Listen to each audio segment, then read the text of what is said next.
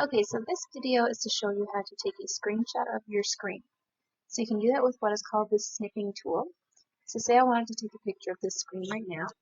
I would go to my search bar and I would type in snipping tool, click on it, and it would pop this dialog box. So you just click new.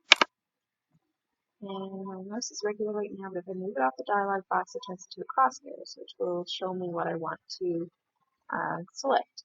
So I'm going to click in the top left-hand corner, hold down on my mouse, and draw a box around what it is I want a picture of.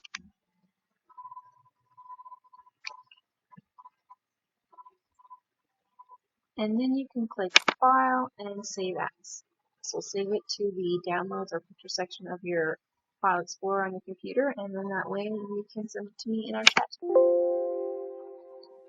Another way to do it is a shortcut. So if you click the Windows key, the Shift key, and the S key at the same time, this is a shortcut way to take a picture of your screen. Same thing as Snipping Tool.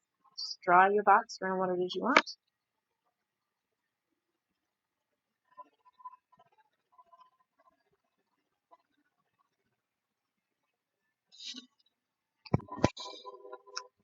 Click on your notifications down here, and it has been finded up here in your clipboard. So you click here. See, it opens up Snipping Tool again, and you just have to save it differently. Just click your floppy disk here and save as to where you want to save it to.